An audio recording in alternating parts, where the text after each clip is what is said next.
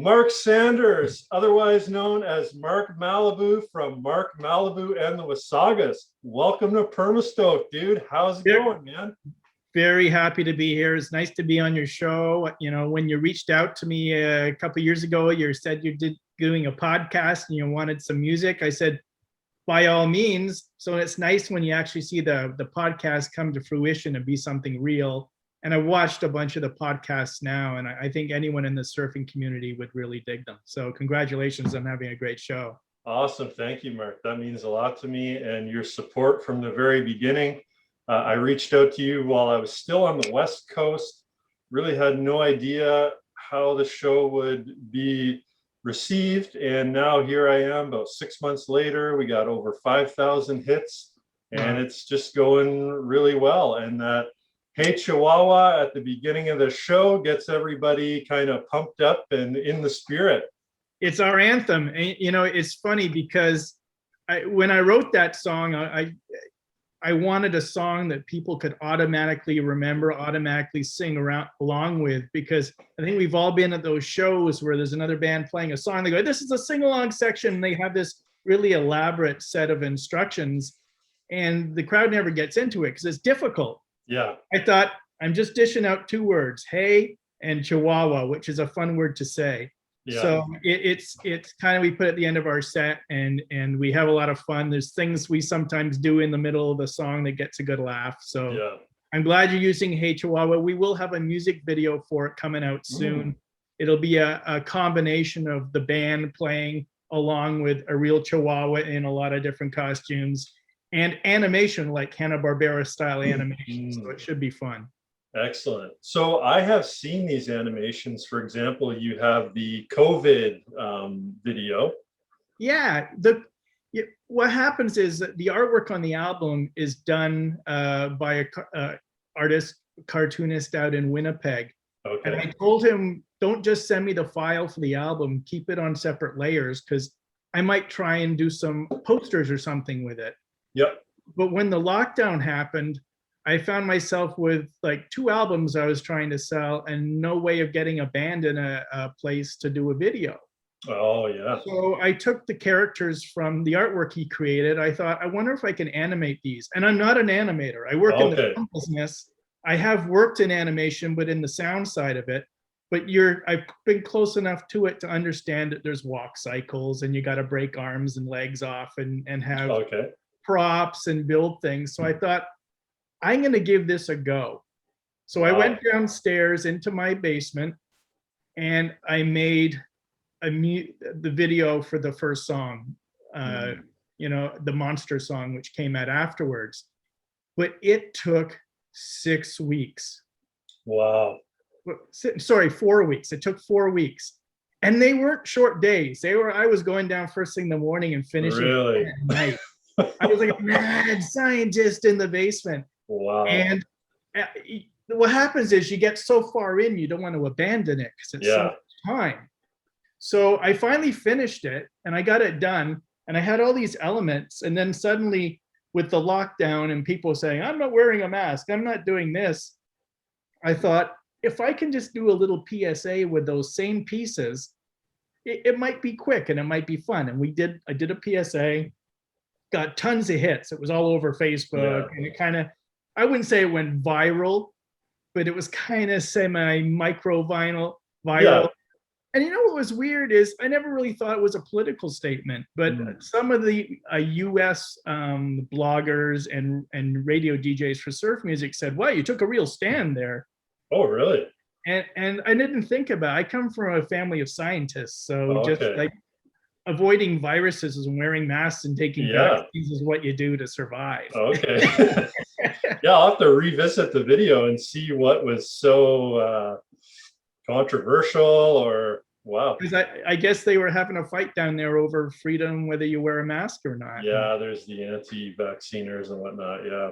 I don't know. I wish we could just all, anyway. It is what it is. Surf music is supposed to be political. It's supposed to be about fun. Yeah, absolutely. But that animation element, that brings a whole lot of fun with it. And I mean, we're talking, that's just like 2D animation. That's not even I mean, that was sort of like entire bodies moving, legs and arms moving, but not so, and it still was that much work.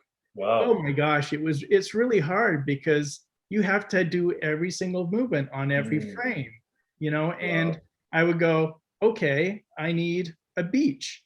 So I would paint on a bit of paper and make it look like sand, and then I would get some sky and I would paint that in, and oh, I need a cloud, so I got to draw a cloud. And what else? Oh, okay, I need palm trees. Okay, so and I'm not an artist to draw. I can barely sign my name. But I was drawing these things and cleaning them up in Photoshop, and I got better as I went along, so I had to go back and fix the things I did in the beginning.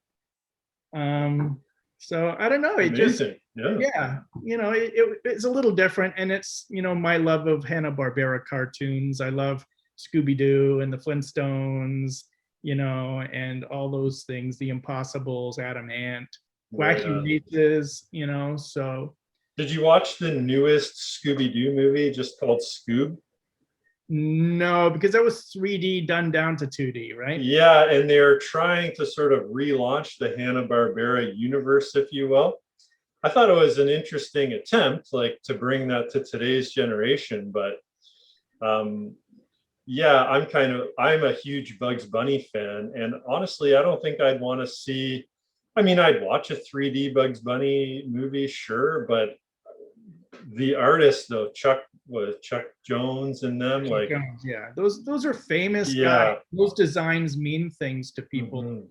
And you'll see that when they did the Snoopy movie recently, they did it 3D. Yeah. Now I think it's Netflix or Amazon has a Peanuts cartoon coming out, all new stories, right? Okay. They've gone back to the original Charles Schulz designs, which are classic. You can't beat, you know, so I think you got to, you can move forward, but you can't go too far away from what made something special, you know, and that applies to surf music too. But as far as, you know, animation, those characters that they built for Scooby-Doo, those characters they built for Peanuts, you know, Bugs Bunny, they're classic, and there's a reason why they're perfect. You know, so I get the idea of wanting to update them and make them a little kind of video gamey, because that's what kids. But I think the classic styles are really what's going to give something life. Yeah, I have a 4-year-old nephew, and he was watching Paw Patrol and I believe it was Thanksgiving or something. He was watching Paw Patrol, and I'm thinking, oh, if I pop on a Bugs Bunny cartoon, I'm sure he'll love it. He likes Paw Patrol. He couldn't have cared less. Like, he was not into it. And I'm thinking, what is the big deal? It's just little cartoony people on screen. I mean, I remember being a kid being entertained by sitcoms that were way above, you know, our intellectual level, but you just sort of got into it. So it's kind of interesting watching kids. They're like choosers now, you know, they have so many choices. They do. But you know what? Sometimes they like things, you know. When my daughter was small, she liked Scooby-Doo. And she's 21 now. She liked Scooby-Doo and she liked the Flintstones. Okay. But I couldn't get her into the Brady Bunch because it was too corny for her. Oh, yeah. You know, so you kind of have to try a bunch and see what they'll enjoy. Yeah, nice. You know? I get it. You know, they're allowed to like whatever they're allowed to like, you know? Right on, yeah. So, hey, I want to back up here for a sec. Sure. I realized that I messed up during the introduction. I said the Wasagas. That is that's ingrained in my head, and I just watched a video with you reminding me it's the Wasagas. Yeah, well, it's okay. You know what? My name's Mark Sanders, and half the world calls me Mark Saunders. Oh. There's no U in the name, but you know, names are really for getting people's attention. So if you call us the Wasagas instead of the Wasagas, I'm kind of used to that, as long as you know who we are and you're clapping at the end of the song. Right on. Didn't phase you. Gotcha. Phase me, yeah. So, all right. So, Mark, you know, take us back in history. I think all this prelude talking about cartoons is a really good intro, you know, something that was old and making it new again, bringing it back and still seeing the fanfare around it. So tell us about the origins of Mark Malibu and the Wasagas. Wasagas, there you go. Well, I mean, I've always been like a musician and an artist, and I first started playing in bands when I was 12. Wow. You know, and when you're that young, kids want to play Led Zeppelin and all that kind of stuff, which is beyond what a 12-year-old can play. Yeah. I think my very first band, the drummer was the nephew of John Rutsey, who was the first drummer in Rush. Wow. And I remember that they were having like a family party and we were going to play our first gig. And it was just talking about 3 12-year-old kids. And we figured, oh, the guy from Rush is going to be here. So let's try and play a Rush song. Wow. So you can't believe how awful I'm sure it sounds. I mean, I'm sure at that point he was just looking for like another bottle of scotch or a way out of the party. But I was always a Beatles fan, like 60s music. It was always about that. So I'd always be in bands with guys that are in like heavy rock and stuff. And I always want to play the Beatles and the Monkees, Paul Revere and the Raiders and all that kind of stuff. So around 1977, I was in England. And that's when the whole punk rock explosion was happening. And I wanted to come back and start a punk band. And it took a while to get, you know, I'm a kid living in Scarborough. There's not like a whole lot of punk rockers sitting on the street corner in 1977. So by 79, we had the band going. But by that time, I was kind of losing interest in wanting to do a punk band, you know, and I was thinking more about my 60s roots, you know. So myself and the drummer decided that we were going to start a surf instrumental band. And that kind of came from, I used to go to record shows and buy records. And I found a stack of Ventures albums. And one of them was Ventures Surfing and whatnot. Yeah. And I started playing around with the records when I got them. And that's when I wrote the song Wasaga Run, before even the band. Wow. You know, so I thought that's kind of an anchor to start a new band. Yeah. So I had to reach out and find people. Like, you think it's hard to start a punk band in 1979? Yeah. Try and start a surf band in Scarborough in 1980. Yeah, finding other contemporaries with the same interest. And it really just became, you know, I'm going to have a band and we're going to play downtown. So if you want to be in a band that does well and play downtown, come and join my band. Okay. So there was a guy who played guitar and I said, you're going to be the bass player. And there was another guy who said he just wanted to be in a band. He wasn't a great guitar player, but he was good enough. You know, he was a live body that wanted to play the songs. So we practiced for a while and we started playing downtown. We were, at that point, we were probably about 16 or 17 years old. Okay. Playing in punk younger than even legal age of drinking at the time. No, but my motto in life is to do things, and it's much easier to apologize than ask permission. You know, so and some bars did kick us out. We played one bar, and when the first bar we played in, we were 15, and they saw how young we were and how young our crowd was, and the lady who ran the place slapped me across the head and kicked my amp down the stairs. That's okay. We played. Exactly. We did a show downtown. If they don't like it, that's their problem. And then I took the bus home with my amp and my guitar. Wow. So, rock star stuff, man. Yeah, really. So those early shows were taking place in your hometown, Scarborough. Basically, yeah. Like none of us had cars, so we would take the bus downtown with drums and guitars and amps. Literally, I can remember getting on the Lawrence bus and the bus driver getting out of the seat and helping myself and Steve load the drums on the bus. You wouldn't get a bus driver to do that now. Different times.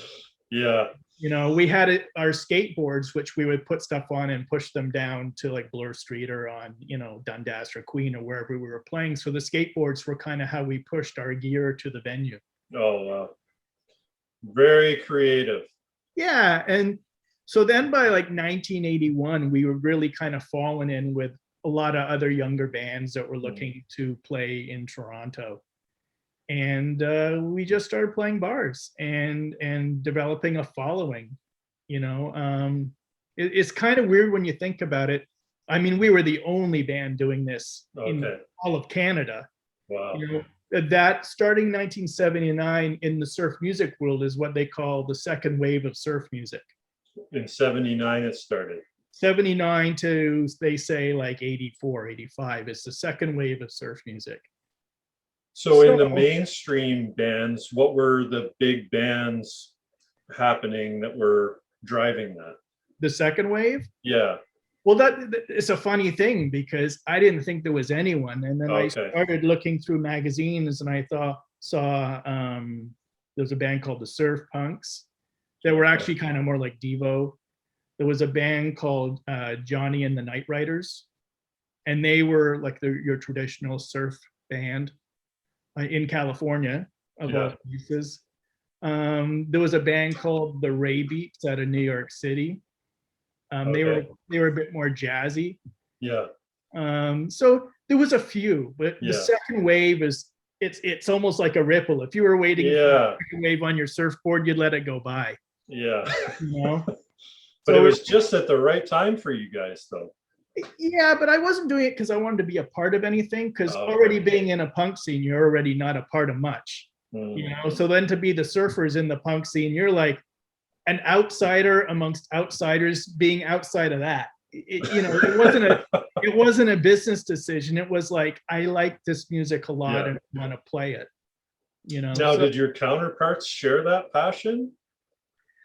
I know that Steve, the drummer, who still drums with us today, he liked it because the drumming was very similar to jazz drumming.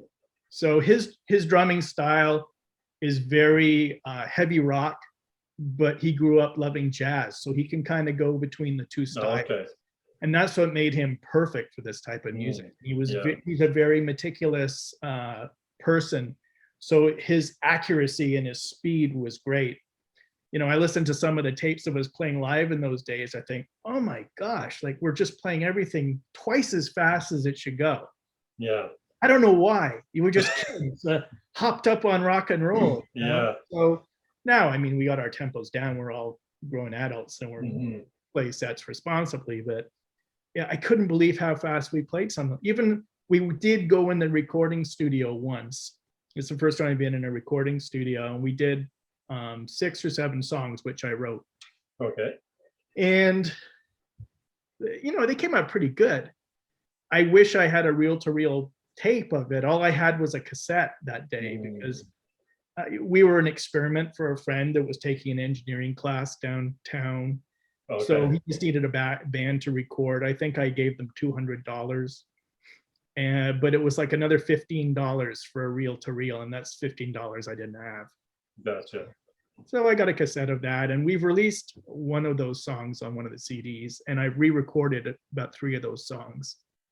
So when you're writing music with lyrics, you know, obviously there's the feeling and there maybe an experience or a breakup or something that drives that song. Instrumental music, it's puzzling. I know nothing. What are you thinking as you write those songs? Is there some kind of emotion that's dictating where the song goes, or how do you even find a theme for the song or what it's all about? Well, in most cases, I kind of have an idea for a guitar part in my head.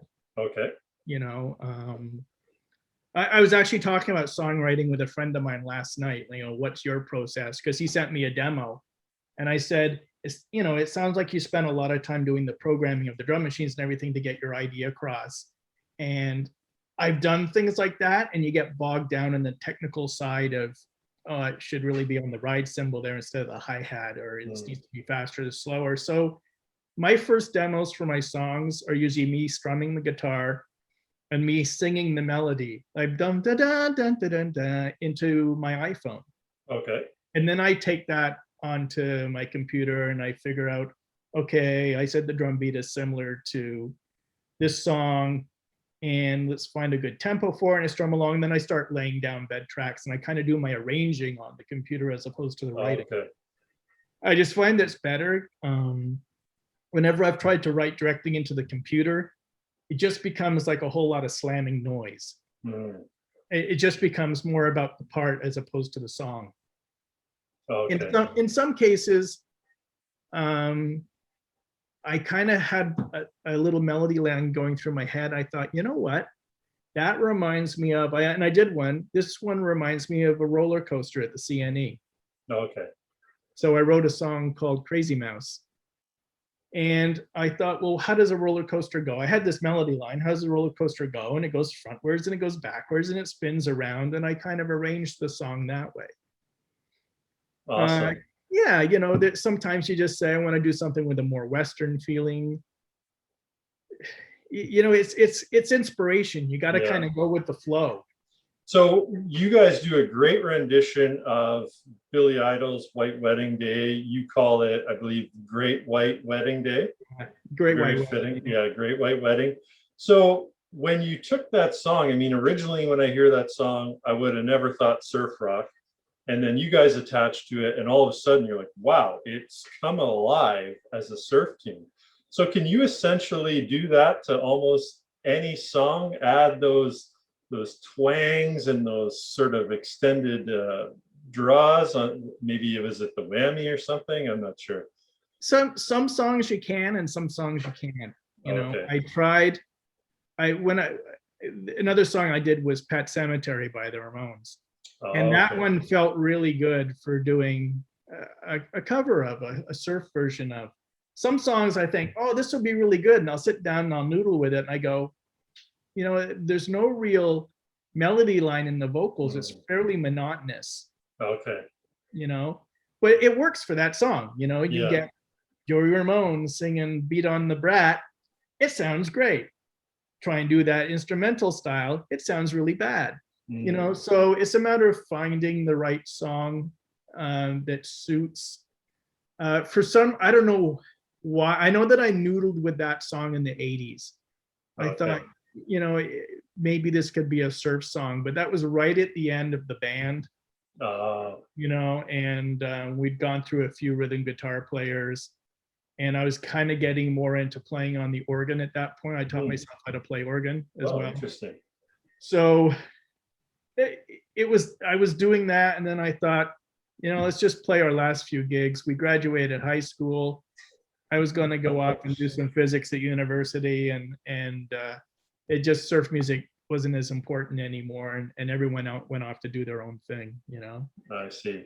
So when I started, when we did the reunion, I'm sure we'll talk about it later, but I just thought, you know, I kind of want like a big. It's always good to have a couple covers in the set, because even if people, because we're basically an original band. All our set is original except for like Pet Cemetery and Great White Wedding. Yeah. So people will give you a certain amount of attention before they start to flag, right? It's just like, oh, here's another song of this guy playing guitar again. It's just like, it's tedious. But give them 2 or 3 songs that change the tempo, then all of a sudden you bring in a Ramones song, people go, oh, this is cool. Okay. You know, and then they have a few more songs, and all of a sudden, oh, this is Billy Idol, this is good. So it you know, for people that aren't maybe super surf fans, that are just kind of happen to be there, they can engage. Exactly. You know, so that's kind of why I wanted to close out with something like White Wedding, and it's a great song to finish with. People love the song. I love the song. It's a great song. So that's, and it didn't take long. It was one of those things where it was going through my head, and I thought, well, let me give it a shot. And in a day, I thought, oh, this is more than just kind of okay. This is really good. So it's been in our set ever since we reunited.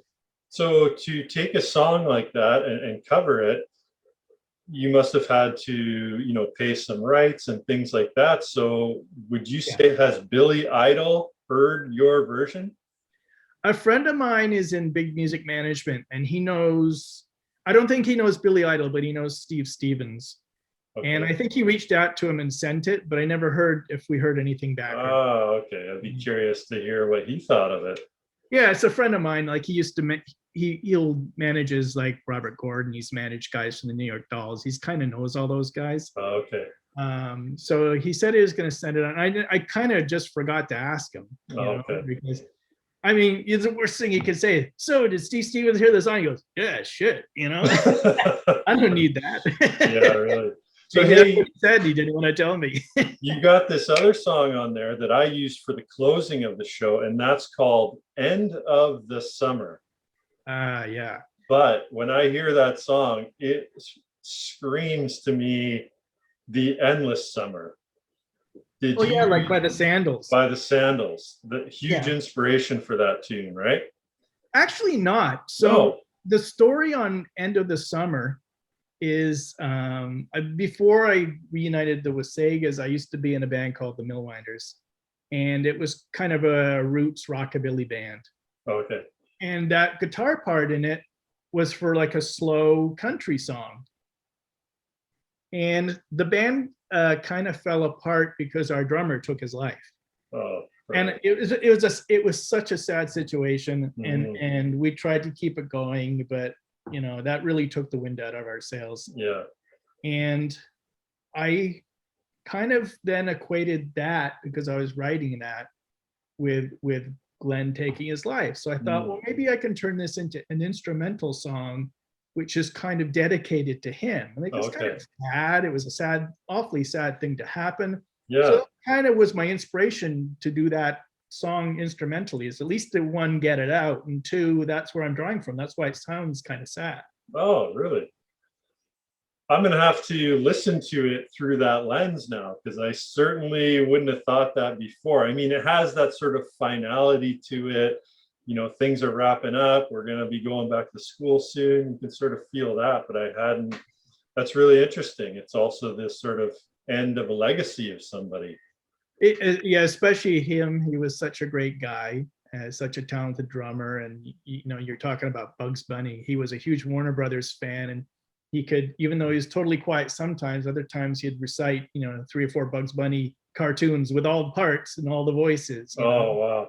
So yeah, so that was kind of something I did in his memory. And it's weird because surf music's happy, and so then I have this one song. Yeah, really. It's kind of got a downer angle to it, but we don't even play that in the set anymore. It's just we played really? it for a while, and I just said, okay, it's a recording and it's done. Let's put that to the side.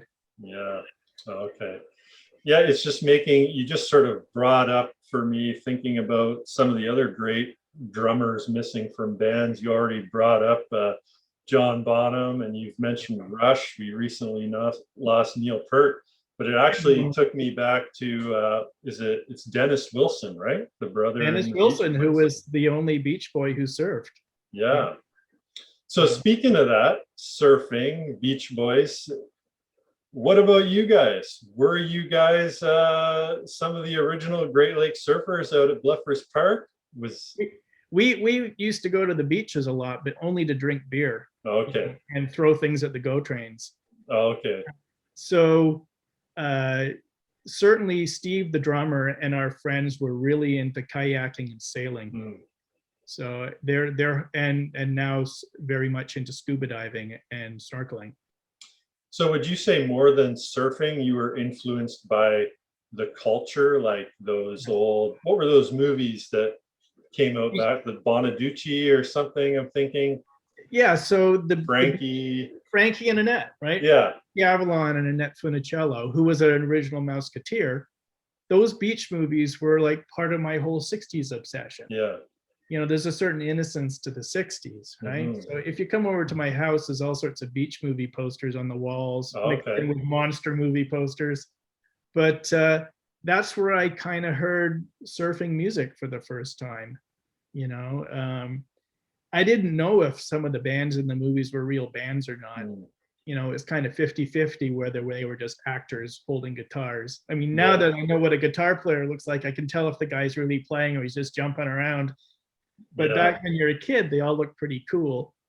Plus surf music was all over the cartoons. Think of surfing in the Flintstones, and Scooby-Doo and all those kind of cartoons. They actually had a show called The Impossibles, which were a 3-piece band that rode around space on a space surfboard solving crimes. Oh, cool. So were they Hanna-Barbera characters? Hanna-Barbera. Yeah. I'll have to check them out. Yeah. So the whole surfing culture seemed fun. So that's kind of where my interest came from surfing, not because I surfed. We certainly skateboarded, Yep. which is something a lot of kids did in the 70s. Yeah. You know? But as far as surfing, it didn't cross our minds that we could do it in Lake Ontario. Lake Ontario was for getting away from people and drinking beer. Gotcha. You know. And so where did you come up with the idea of grabbing the name Wasagas then? Well, I was trying to keep it Canadian. Oh, okay. Because, I mean, I'd already come up with the idea for Mark Malibu, which is very un-Canadian.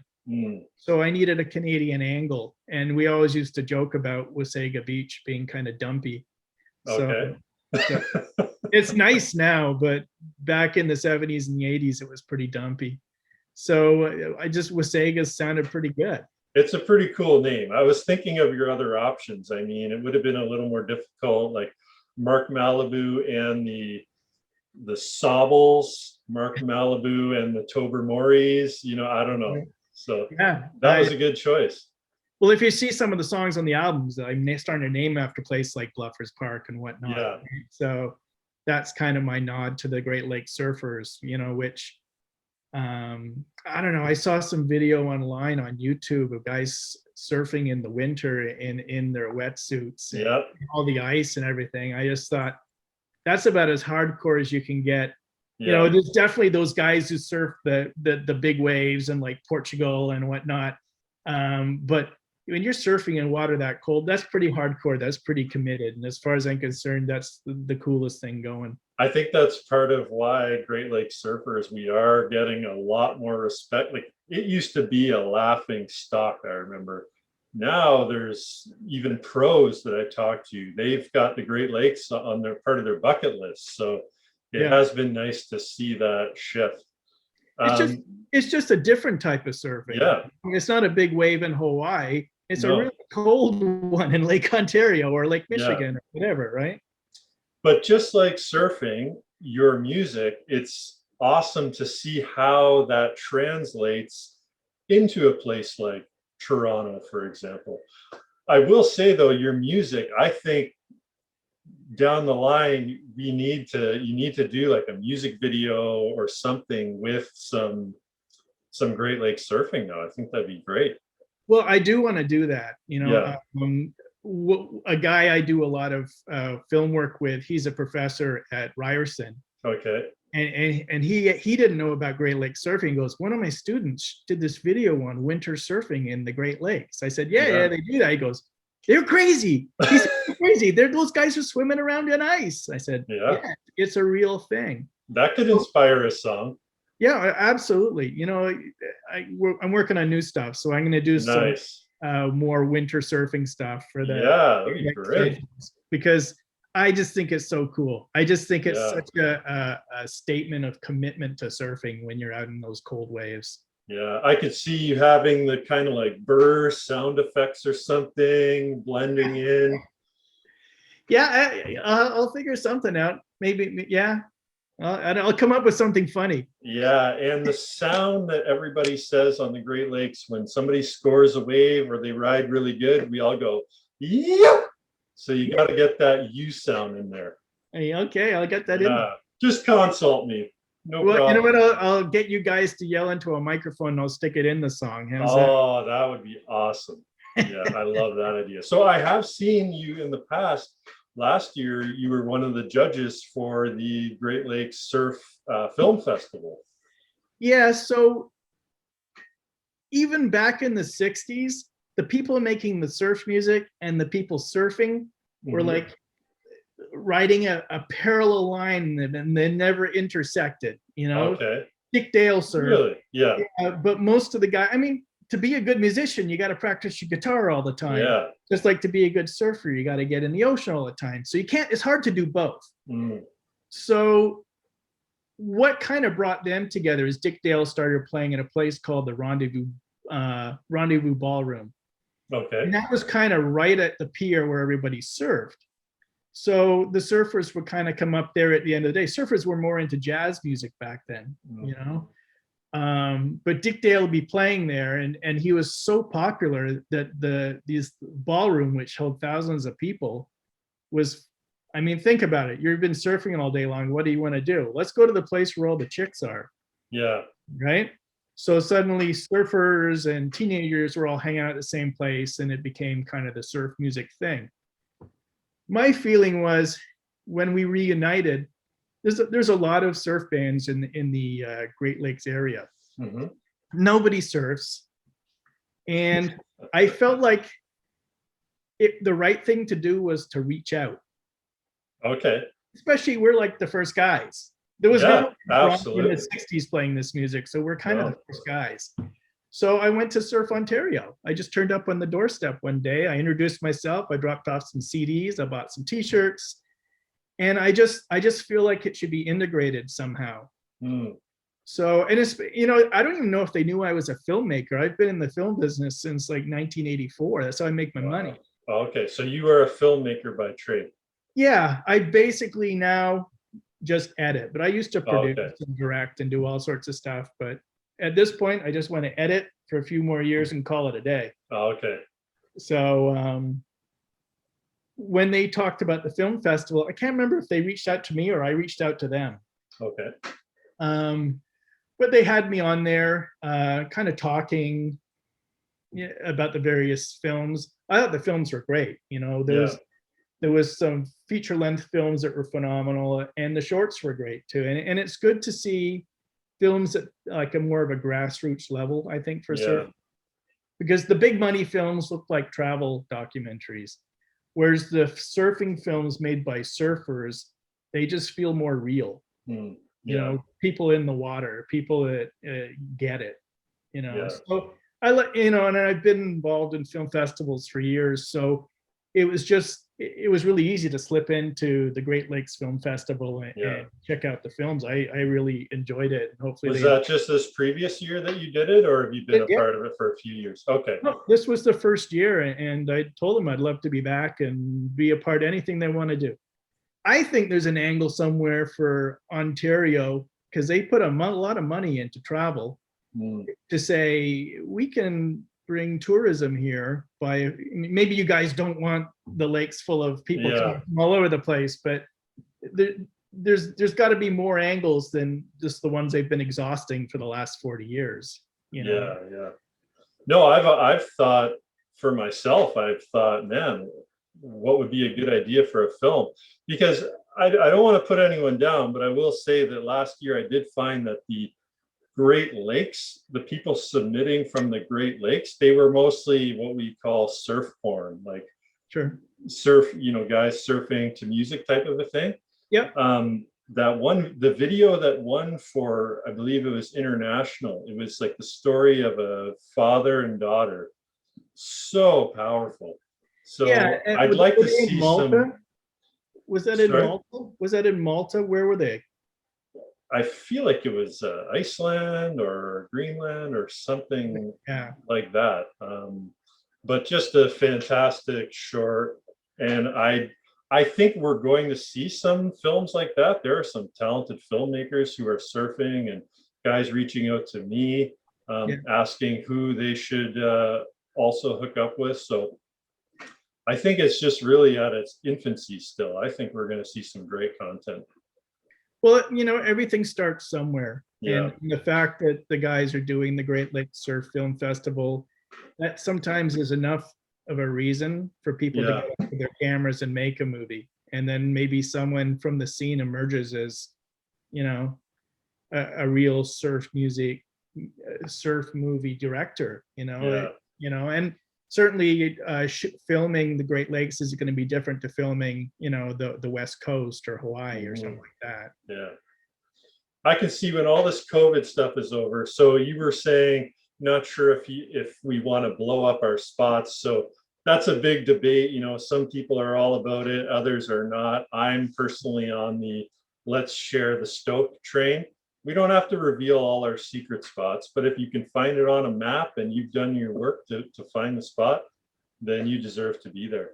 But I would love to see like a surf celebration or something like that in Toronto or on the Great Lakes, somewhere here in Canada, and you guys headline it, you know, as one of the first, you know, surf rock bands, that would be incredible. So now you guys have had followers. There are other bands out there now. We got like the Urban Surf Kings, for example, stands out to me. I really like those guys. They're a great band. The Surfer Jets. Yeah. So how do you feel about, being part of that beginning and seeing what it's evolved into?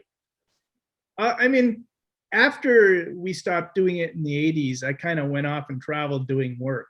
So it wasn't until I decided to stay at home for a while that I found that they had a thing called the Great Lakes Surf Battle, which has now gone on for 15 or 16 years. And it's all surf bands from the Ontario area.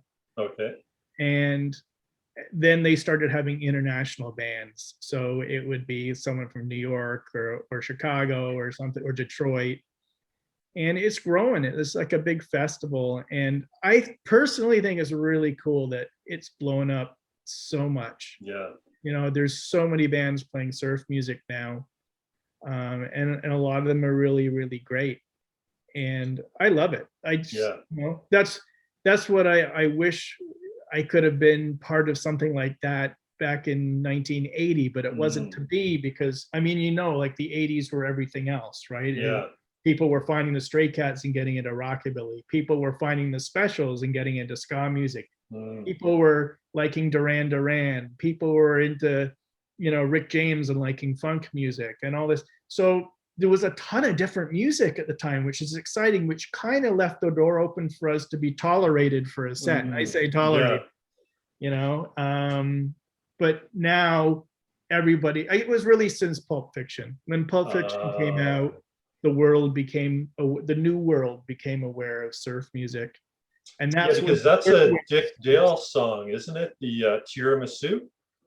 They have Dick Dale, they got the Centurions. Maybe, I'll be honest. Yeah. I've never watched Pulp Fiction. Oh, really? Wow. Okay. I even was hired by the cinematographer. He was doing a film as a director, and he won BAFTA awards for Pulp Fiction. I said, wow, I'm just going to tell you this now. I've never seen the film. And he laughed because everyone else would be kissing his butt for being the guy from Pulp Fiction. Wow. And I hadn't seen it. But he hired me. Because I was just not like Quentin Tarantino or something? It's not my favorite. Yeah, okay. He's definitely an acquired taste for sure. Yeah, he's too talky for me. Yeah, okay.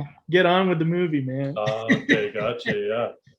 Still though, I think that's incredible that you guys were doing something, you left it for a while, and it sort of had this slow burn. There was, kindle in the fire. And then you come back and you see what's going on. And I'm sure to some people, they'd probably never heard of you, but to others, you would have been kind of like, music royalty. Like they would have really looked up to you guys. Yeah, I don't know about royalty, but they knew that I was around back then. Yeah. And they kept on asking me, you should really reunite the band. But to be honest, I hadn't touched my guitar in a couple of decades. Really? I got so busy with work. I was traveling around in the film business, living out of a suitcase and living in hotels. Yeah. So when I finally kind of decided to settle down back in Toronto again, I would go and see bands. And the couple of guys who ran this surf battle thing were happy that I was turning up to see their bands. Because I thought their bands were great.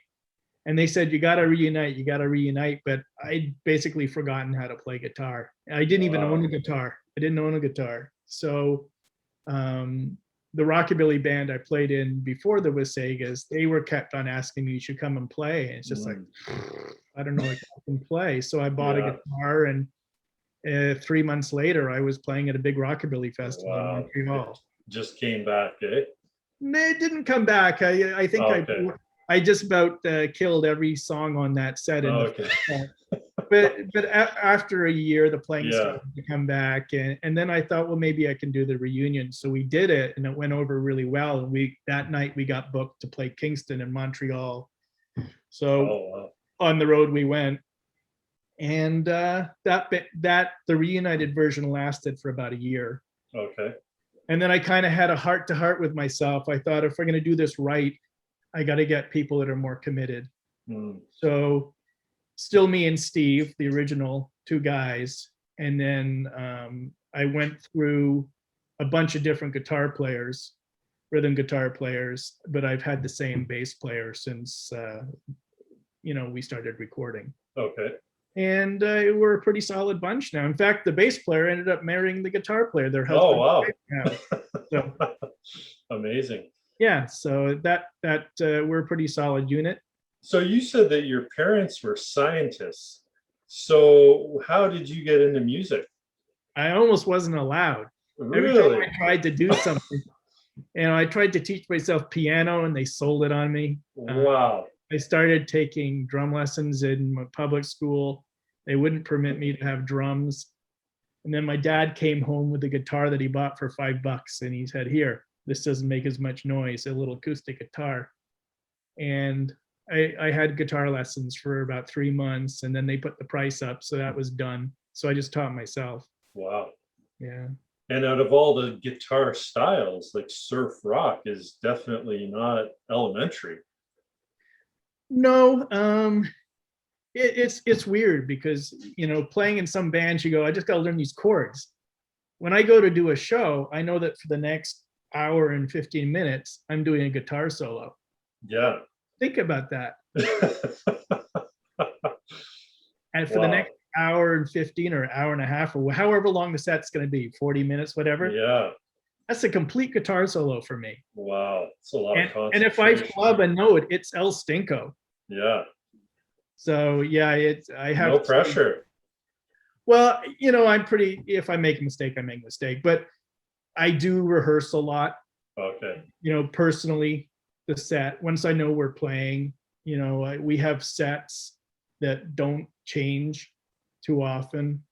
And anyway, I just go in there knowing my songs. Okay. Now I'm curious too, you remember about the surf rock itself. How do you feel about surf rock or surf music and the evolution of that? Because if I remember correctly, surf rock originally was considered like ukulele, Hawaiian music around the campfire.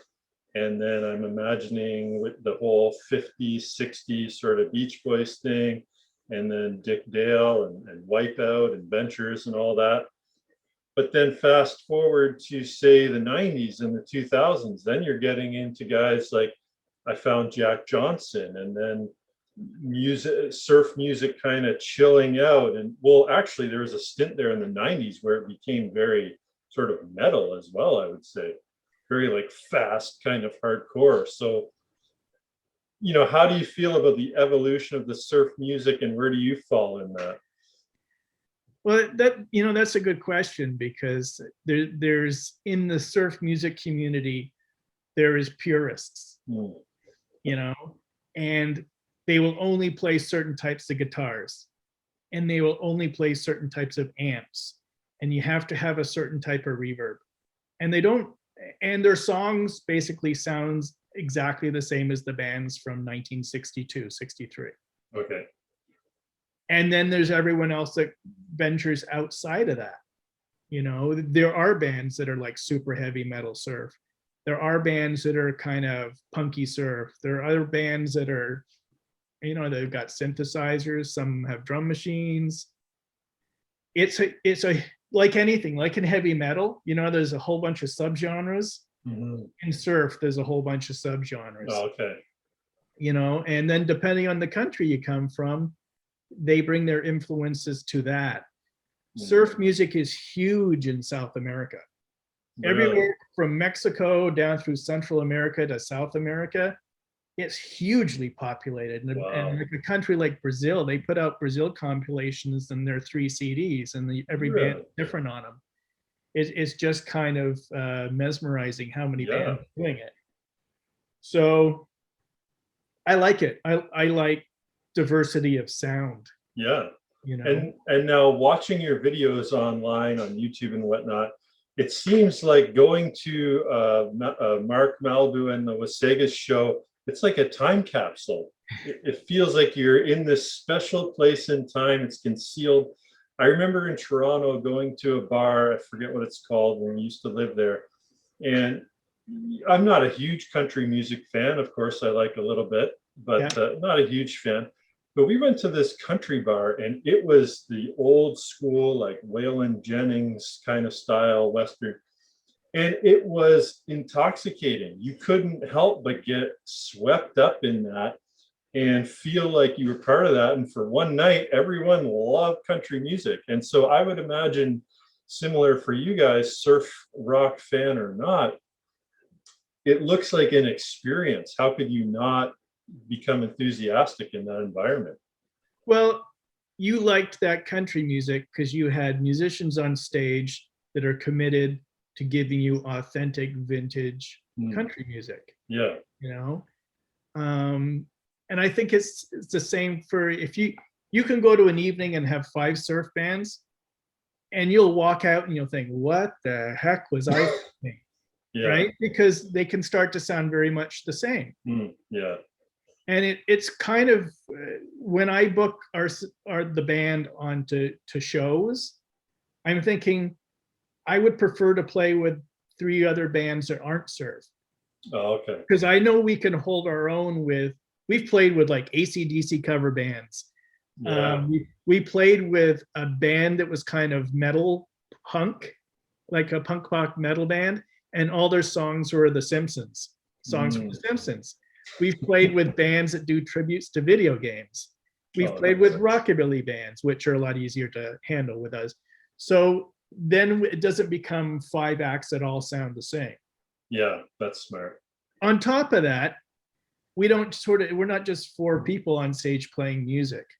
We have go-go dancers. So if you come and see us, there's always a go-go dancer with, the band has matching outfits. The band has matching guitars. We have a sponsorship.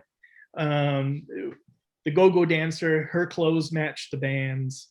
We have a guy that comes out and will sing a couple songs. We have a guy that dresses like a gorilla, and plays bongos. So it's a bit of a show that builds and has ebbs and flows. And even if you don't like surf music or you don't know it, you can at least see us and go, wow, that was pretty different. That was cool. Yeah, it is a show. You're reminding me of, I've seen interviews with Gene Simmons talking about Kiss and the whole idea that a Kiss concert, and I've been to 2 of them, is an experience. Yeah. And it looks the same with you guys. And I was going to say, yeah, you have on stage with you usually Blue Suede Sue, Bongo a Go-Go, and DJ Swankenstein. Yeah, we do a lot of shows. So Bongo a Go-Go is DJ Swankenstein. It's the same guy. Oh, okay. A lot of times when we book ourselves in, we say we come with a DJ. So he has all sorts of music, regardless, whatever the crowd, he can play the crowd. He's got 60s, 70s, 80s, 90s, whatever. But he specializes in, surf and rockabilly and weird 60s and exotica, whatever. So it becomes like a whole kind of, we're going to come in and take over your bar for the evening and your crowd's going to be very happy. It's kind of what we do. And I really like that merge of the old school, like classic monsters. That's obviously a 60s influence. You got the classic monsters in there with the surf rock. I can't wait to come see a show, Mark. It looks amazing. Yeah, me too. Yeah. It's next week will be the 1-year anniversary of our last show. Really? We were playing at a hot rod auto show up at the airport at the convention center up there. And normally at that show, they have thousands of people. But it was literally the Friday before we went into lockdown on the Tuesday. So everyone was terrified. Nobody turned up. The only people who saw us were a few vendors, and, so we did our show. And when we packed up and it was so unfortunate because the promoters who put that on are good guys. They had great hot rods from all over, Canada and North America. Yeah. And just beautiful stuff. And it was such a well-produced show. And the fact that people didn't turn up to see it was a shame. Yeah, that's a shame. Because, hey, independent promoters, they're putting their own money on the line, and without people like that doing those kind of shows, guys like me don't have a place to play. So, I try and support those kind of people, entrepreneurs, like Yeah. yourself. Yeah, like me. Thank you. Yeah. So I think that's an important, because I'm a business guy. I'm a self-made business guy, right? Okay. And so I know what it's like putting your own money online, Mhm. putting Yeah. yourself out there, doing all the hard work. So I'm totally into supporting anyone like that. So another thing with you, dude, is the hats. Yeah. Iconic. Those are amazing. Where do you get your hats from? When doing the rockabilly thing, they always used to have these vendors that would sell like prototype James Dean hats and Marlon Brando hats. Okay.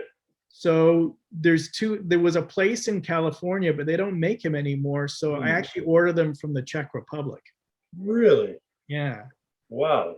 Because that's not a common hat you see around. I've searched hat stores. I wanted just one of those captain's hats, and I ordered one from Amazon, but it was just a cheap, like, costume version. I'll send you the link for these guys in the Czech Okay. Republic. It's real quality stuff. Have you seen a band called the Yachtly Crew? No, they sound amazing though. They dress up all in captain's uniforms. They play on yachts, obviously. Yeah. And they play, I don't know, what would the name of the music be? It would be 80s music, very stuff like Men at Work, Corey Hart. It's an actual genre. It's called yacht rock. Really? Oh, yeah. It's huge. Well, then that's fitting. Yacht rock. Okay, I had no idea that was a term. Yeah, it's a huge thing. Like it's not really my cup of tea, but it's a huge deal. And our DJ Pete, he does yacht rock nights at tiki bars. Nice. I love the yacht rock. I'm like, this is right up my alley, those tunes. Yeah. Oh, super cool. He loves it too. And it's a fun thing. There are bands that are just yacht rock bands. They're playing, what is it? What are those bands like Pablo Cruz and Little River Band and my wife's going like this. Yeah, wow, this is opening me up to a whole nother genre. Oh, we got another listener in here. Your wife's there. Yeah. Oh yeah, she's going back downstairs. Oh, right on. Hi there. Hello. I'm a punk rocker. Yeah, she likes punk rock. She's into the heavy stuff. Nice. Is she one of the ladies that we see dancing in the pictures at all, or? She doesn't go-go dance, but she's come up on stage and saved my butt a couple times when the go-go dancer didn't make it. Oh, right on, right on. So, the Mark Malibu and the Wasagas, you did the 70s thing. You did the revival in 2014, was it? Did you say? Yeah, 2014 was the revival. Okay. And I just thought it would be one show. I honestly did. I thought we'll put in a ton of work, we'll do one show, and then people don't have to ask again. But once we went to Montreal and we had a good reaction, I thought, maybe the band can do something. So then I started writing new material. And then I thought, we got to release it. So I went out to 3 record companies and they were all kind of interested. And I kind of made my decision on the one company. And since that, we've got albums. Oh, that's beautiful. Albums. Yeah. We got CDs. Awesome. That's the new one. Yeah, this is the only one I don't have. I was looking for it on iTunes. It's not on iTunes yet. I haven't put it up on digital, but when I see, I'll give you a copy. Okay, right on. It's I put the first 2 up on like iTunes, Apple Music, Spotify, and all that stuff. But as we move forward, I think all my stuff is, if you want it, you got to buy the record or the CD or a download or something like that. Oh, you're going real vintage. You want real that vintage. Physical media. We even there's a picture disc. Wow, this is cool. That's the old band. Yeah.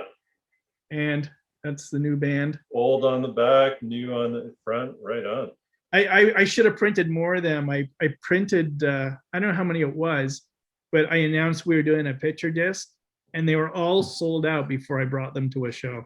Wow, that's a good problem to have. It's good business, but at the same time, I wanted to turn up with a stack of picture discs, Yeah, really. And, so how has the music changed from 70s to now? And when you continue to write now? I think sound-wise, we still kind of sound the same. I mean, the energy level's different because obviously I'm not a mental 15-year-old anymore, right? Okay. So, Yeah. I think it's more control. I'm a more confident guy. Like we have a lot of fun on stage. It gets goofy. Like we have all sorts of gags we do, which is aside from the writing. I take the writing very serious. I want our music to be among the best out there. Yeah. And proof's in the pudding. The Crash Monster Beach was called in the surf community one of the best LPs of the last decade. Oh, incredible. And Dance Party A Go-Go was one of the top 5 traditional surf albums that were released last year. So people are recognizing as kind of one of the premier bands out there. Awesome. We haven't been able to tour the US yet just because my work schedule has been insane. Yeah. With the lockdown, that was my first break. Okay. I basically, Wow. yeah. And I did videos and stuff, but that was the first work break I'd taken in a few years. Like literally, I hadn't taken a month or anything or a week or nothing. Wow. So last week I started another break, but I still can't go anywhere. Okay. So well deserved, just not the good time for it. Yeah. That's it. Steve and I talk about where do we want to go. And before the lockdown, we were setting up like a European tour. We wanted to kind of start in Spain and end in England. Wow. But, our record company, the main guy was based out of Hong Kong. He's going, we got this virus thing coming. I don't know what anything's going to happen this year. And at first, when you read the email, I go, wow, what a lot of horse hooey. That's not going to happen. Yeah. And then it starts to become reality. You stop looking at plane tickets. So a few years ago, you were thinking this is just going to be a one-time thing. Now you're in a position where you're playing in a band and you're earning an income doing it. I mean, this was probably not your life's plan 5 years ago, or, just prior to that. I never thought I would play in a band again. Yeah. And I didn't, as much as, I look at the mission statement of my business and it's, film, music, sound, all those kind of things encompassed. But I didn't know I was going to do a band thing again. Certainly film is my bread and butter, and the band thing is a very small segment of that business. It is a business.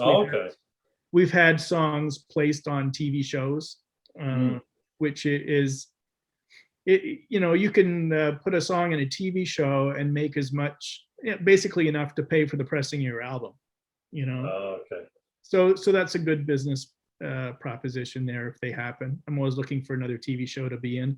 So where would we hear your music in other, like on shows or in other settings?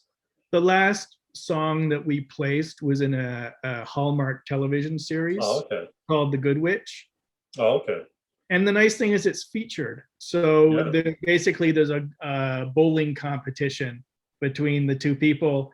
And they're playing our song as in kind of like a spaghetti western. She's holding the ball and she's rolling back, and in slow motion you see the ball and knock down all the pins. And of course, it's wobbling like that, and then it goes over, and that's the end of the song. So it was nice to be featured in a big. I mean, that show sold around the world. They have millions of viewers, so those are good placements to get. Absolutely. And I mean, if any of the guys watching this are doing movies, of just even guerrilla surfing, they're just contact me. You can have the song for $1 type of thing. Right on. Listen up to that, folks. Reach out to Mark Malibu. Yeah, I mean, I'm really easygoing. Somebody had a school project just a few months ago and they wanted to use a song. I said, of course.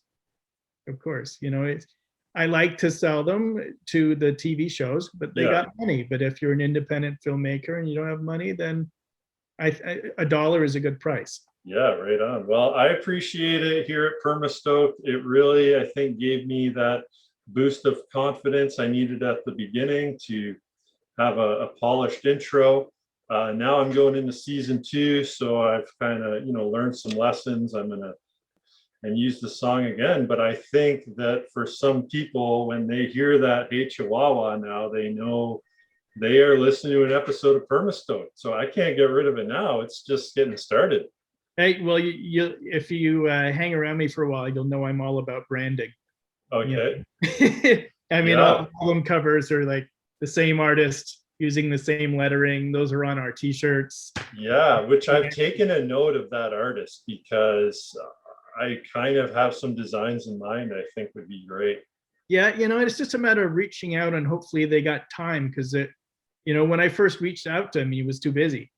Oh, okay. And so then I started reaching out to other people that were similar, and I really wanted Darren more than anything in the world. I really wanted him to do it because I'd seen his work. And then I guess he suddenly had some time. It was, hey, you still need that album done, and then he made the mistake of falling into my mesh. Yeah.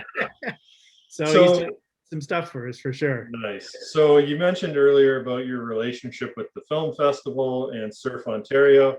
And I think, the bridge you and I have built with Permastoked and your music, because earlier you were mentioning how the surfers and the surf music are these sort of two roads independent of each other. And I think it's time we change that as we celebrate surf rock, and as Great Lakes surfing is, especially in Canada, is really bubbling to the surface now. It's here to stay. I'd love to see you guys present in the culture. And I know, for example, Surf Canada is working on bringing a competition to the Great Lakes. So I think there's going to be some venues for you guys. Hey, count us in. We're good for anything. Yeah. We're totally up for promoting surf music and promoting surfing and skateboarding and boarding of any kind. We did an in-store at, oh my gosh, I can't remember the name of this company. They sell like windsurfers and stuff like that. It was, okay. And I always do a pre-scout on a new location. I went in, I said to the manager, I think we're way too loud for your store. Okay. And she said, no, we've had bands in here. And like people always say, oh yeah, we've had bands before. I said, no, we're a rock and roll band. We're not a jazz trio. Like we're gonna. And so anyway, it was a good paying job. I gave them like 4 chances to get out of it. So we load in the gear, we set up, we're playing, we've got the go-go dancer going in the storm. People are liking it, but the guys can't hear it, the cash. They can't do the job, right? So all the floor managers going like this. We kept on turning things down. And I think we maybe got in 5 songs, and that was the end of it. That's too bad, yeah. So, but maybe outside, if Surf Ontario is doing a barbecue, or if you guys are doing a show down at the lake, we'll figure it out. We want to be a part of it. I love it. We are the original surf guys in Canada, and we just want to, keep being a part of the scene and promoting it. It's all about promoting it. And, like I said, our drummers he really enjoys being in the ocean and the lakes and everything. He's a very serious scuba diver, he and his wife. And we went down together to Grand Bahamas a couple Christmases ago. And it was kind of my first time. Like I've been snorkeling lightly before, but we are like way out past the reefs, and it was just great being in the ocean. It is such a great feeling, and swimming around, and I think he was keeping his eye on me, because suddenly we noticed a ton of sharks below us. And he wanted to say, "What's Mark doing?" I'm like, they don't want to eat us. They got better stuff down there, right? So it was great. We were out in the ocean for quite a while. So I haven't quite got the bug like Steve has. I mean, Steve sails. He's also a pretty serious sailor, right? So he's one of the few people I've heard of. He's the only person I know who, like, he went to Greece and he sailed a boat back across the ocean for some rich yacht guy. Oh, wow. That's hardcore. Yachting. He knows what he's doing out there. He knows what he's doing. Yeah. And he deserves that captain's hat. Well, absolutely. I asked him, I said, what's it like? He goes, sometimes it's really calm. Other times you go down in the wave and you're surrounded by water on all sides. Then you go back up again, and for a couple of weeks, you don't see land. And, really. So he's the real kind of sea guy amongst the band. Nice. Every band has a good story full of shenanigans. So what are some of the things you guys have gotten up to over the years? Any good pranks or just great shows or special experiences? I'll tell you the crazy story, which was the turning point for the starting of the Wasagas. Okay. Before we were the Wasagas, we were a punk band called the Degenerates. And it was kind of a mix of 60s and punk rock like Ramones and Sex Pistols. And we were actually still playing at that point in time, already playing Pipeline and Wipeout. But we decided to do our last show at this basement party, and it was like Scarborough parties are always kind of crazy. Okay.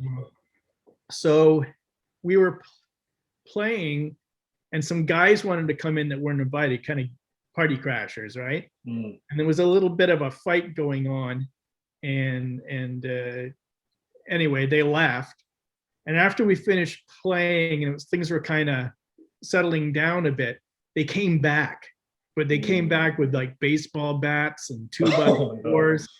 And I wasn't there at that time. I kind of taken off for a while. I was going to come back, but they took about 10 or 12 people in the room hostage. Whoa. Pushed into the back of the room. They whacked a couple guys with a baseball bat, and they were threatening them. And then what was their deal? What were they? They were pissed off. They couldn't come to the party. Oh, okay. So while they were threatening the last few party goers, some of the other guys stole the PA and my guitar amp and some other stuff. And one of the guys they hit got mad and stood up and stabbed one of the guys. Ooh. So suddenly the home invaders are like backing up and getting out of the house. So I turned up to pick up my gear. There's like blood all over the floor, and everyone's kind of freaked out. And then apparently when the chaos was going on, that it was at the drummer's house. His mom came home. She's a real tough German lady. Yeah. She was grabbing guys by the scruff of the neck and throwing them out the front door. So that was kind of, me and Steve sitting down going, what do we want to do next? Because we didn't have a PA anymore. So singing was out of the equation, and I didn't have an amp. So that was it was like a home invasion. It was kind of the instigator to starting a surf band. Yeah, kind of sort of rerouted you guys, you didn't have this instrument or that, so you did with what you could. That's amazing. Yeah. So you wanted a crazy story. There's one of many. Yeah, I like it. So cut out the vocals. And so, listening to that story, I think what's really cool and what I see when you're talking is, and I often have this experience too. I mean, I feel like my life, everything was either before high school or after high school. Like even, at this stage in life, I always remember that's sort of like the marker.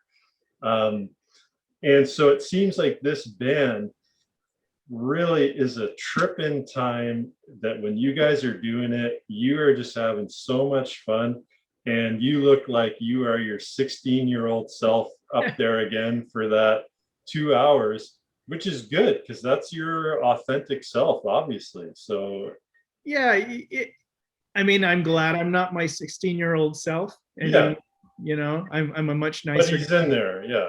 I'm a much nicer person now. Yeah. But the cheekiness is still there. We were fun, and we did funny things.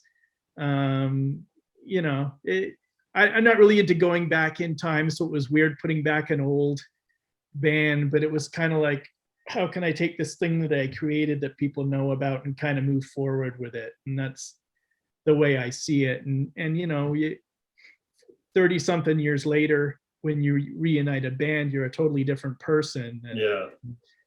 And I don't know, we really have a good time doing it. Yeah.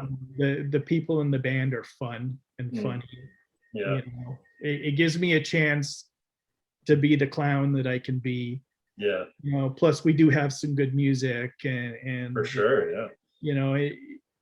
It's hard work. Like I can't tell you how tired I am. By the time I'm done the set, I go and I lay down.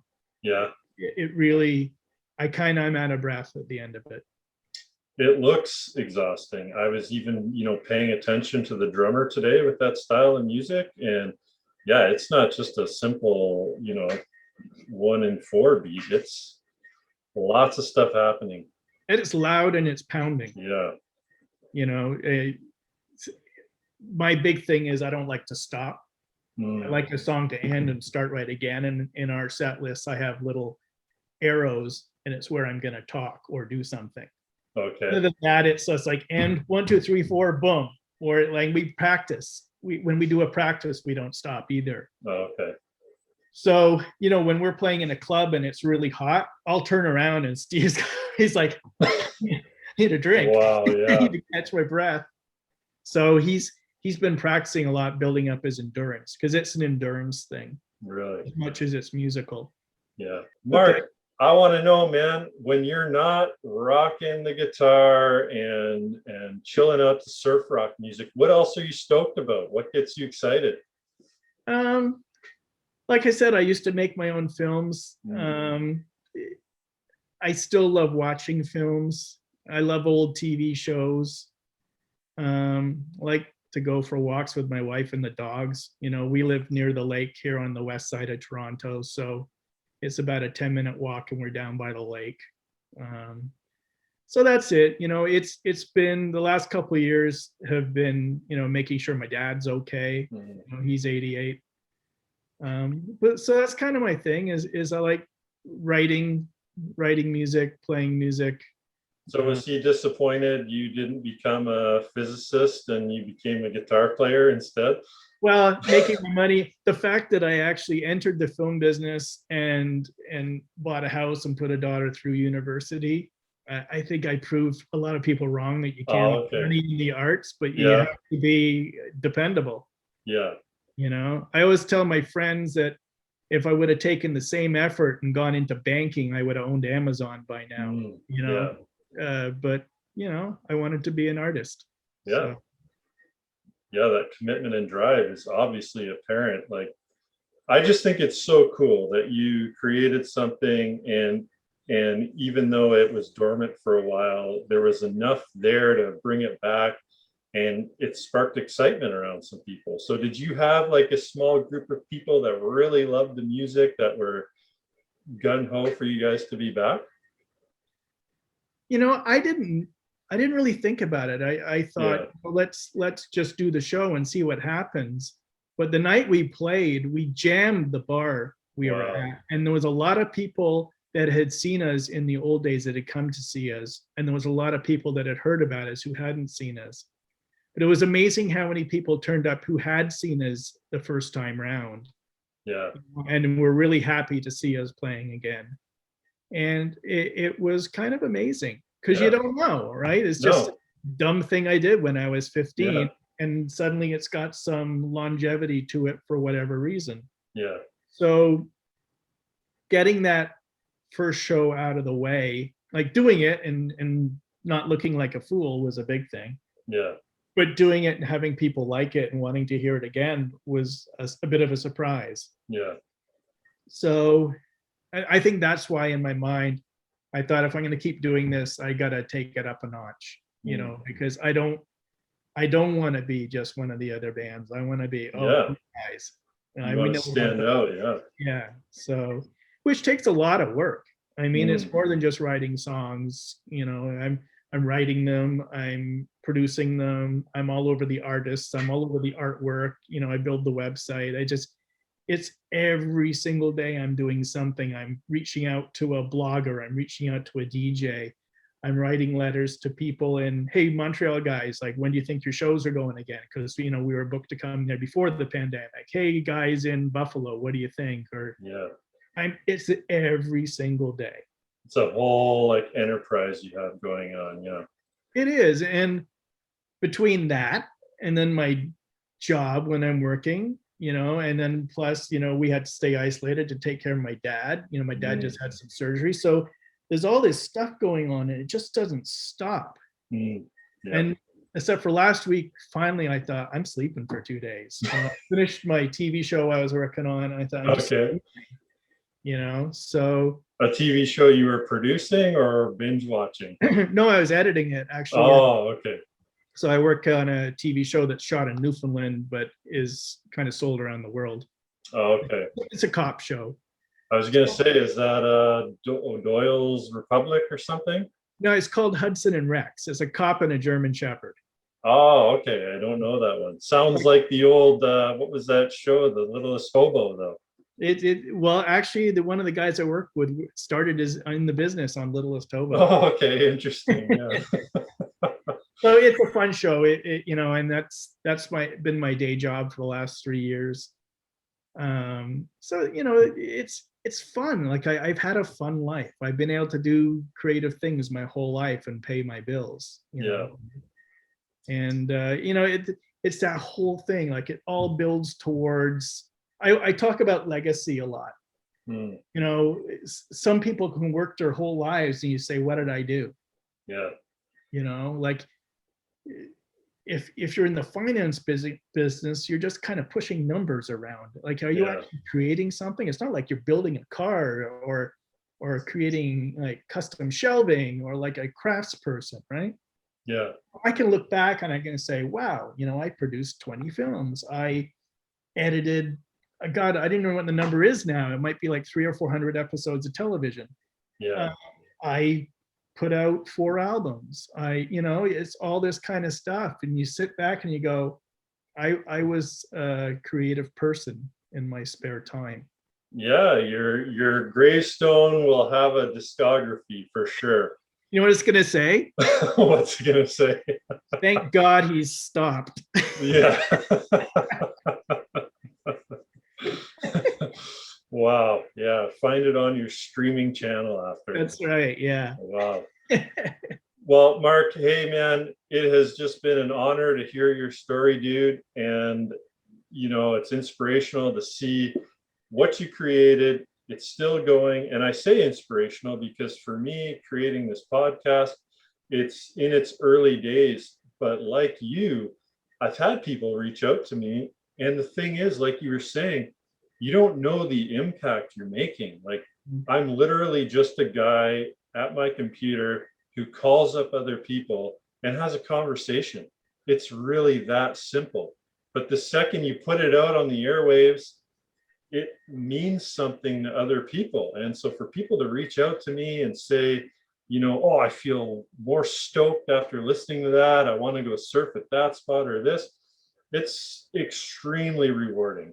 Yeah, it's all about creating and it's kind of like a gift to everybody who's watching, and I think it's really important because it's really easy to do things for yourself, but people are legitimately interested if you're doing something good. They're interested in seeing more of it, and these kind of interviews are you see people that are doing things similar to you. It is inspiring. Mm-hmm. And it's positive on the whole surf scene. I watched a lot of your interviews, the podcasts. When you asked me to do it, I thought, am I going to have anything to say that surfers want to hear about? Yeah. So I watched a lot of them, and you're a good interviewer because you kind of take everyone's different perspective and you still make it part of your show. Yeah.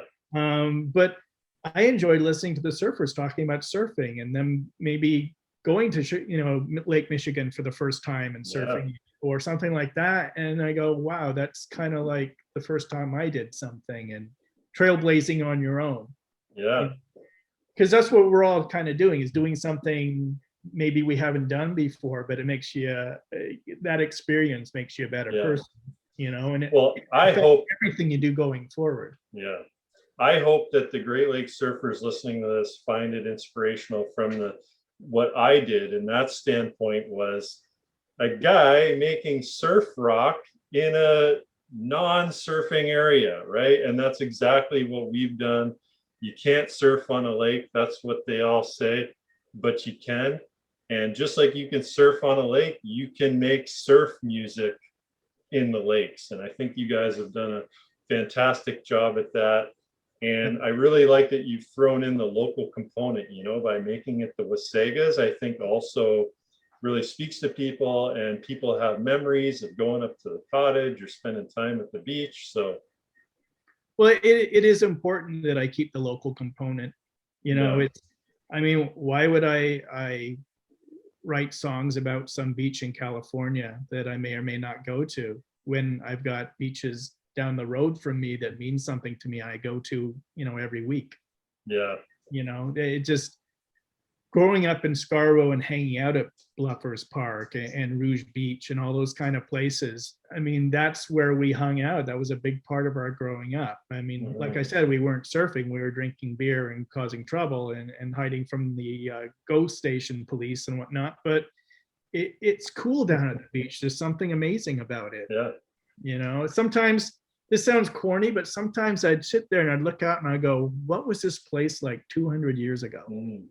Yeah. I know that's really dumb. No, I've thought that too. Yeah. Yeah. So, you think about the original people sitting there taking that all in as well. Yeah. Like just even the waterfront is so different now. I was walking downtown around St. Lawrence Market and they took down the Greyhound station there. Oh, okay. And they stopped the excavation because they found the original port of Toronto. Wow. Now this is Esplanade. That's where the water went to. The Esplanade. Really? So you have a kilometer now before you hit the water. Wow. So is that all landfill? It must be. Incredible. Yeah. Because this was ports. This is like wooden docks where the boats came in with all the raw materials for the early city of Toronto right at St. Lawrence Market, basically. Yeah. Wow. And you think, wow, so the water was here. And think about when they were digging in front of Union Station, they found the skeleton of an ancient whale. Really? Amazing. Yeah, they stopped digging in front. It was in front of the Royal York Hotel and Union Station. So our shoreline has changed so much. Yeah, and that brings up, how did a whale get in there? With the St. Lawrence coming through somewhere, or? Well, obviously the water levels were higher. The water levels were higher, and but I mean, for a saltwater animal, you got a whale. Mystery. I mean, they've had sharks come up the St. Lawrence, so there's no reason. And who knows about what kind of water was in this lake system, millions of years ago. True enough. We might have still been attached to Asia that far back, the plates, Yeah. Well, in 1,000 years, if someone digs up, excavates a site in Toronto, maybe they'll find a Wasagas album. They go, what? What the heck is this? Yeah, what is this prehistoric media? Yeah. So, Mark, where can people find you guys online? I'm sure we can't go see your shows right now, but I imagine you keep a listing of it on your site normally. Yeah, so we're obviously Mark Malin Wasagas. You can find us on Facebook. On Instagram, I'm Wasaga_surf. There's actual www.wasagas.com if you want to go to our website. That's got news there. And you can buy t-shirts and CDs and LPs there. If you're into buying independent music, you'll know about Bandcamp. Bandcamp is how to get independent bands. So we sell all of our music on Bandcamp. I'm usually heading to the post office once a week to drop off records and CDs to someplace in the world. Yeah, you guys have really cool merch. I want a shirt for sure. Thanks. Well, it's the new ones, the Dance Party A Go-Go shirts, I got the same day as the automotive show that nobody turned up to. So I'm stuck up on those. The original shirts, the ones that have the skeletons with the surfboards. Yeah. We're running low on those. So if you want one, shoot me what your size you are and I'll put one aside with your name on it and I'll get it to you. Okay, nice. Awesome. So that was, those were the first shirts, the second shirts we made. And I kind of wasn't thinking like, are people going to come and see us? Are people going to be interested in us? I thought, you know what? I'm making a shirt design that even if they think the band sucks, they'll think the design is cool because then I can sell the shirt. Absolutely, yeah. So, and we're almost sold out of those. I have people buying shirts before they've even heard the band. Really? Yeah, no, it's a super cool shirt. So thanks, man. Yeah, you nailed it. Yeah, I tell you, like I'm all about sales and branding. Like, what if they hate the band? Well, they'll like the shirt because I know we have shirts of bands we don't really like, but the design was cool, Yeah, true enough. All right, Mark Malibu, man. I say mahalo for coming on the show, dude. We'll talk to you again, but in the meantime, stay stoked. Woo!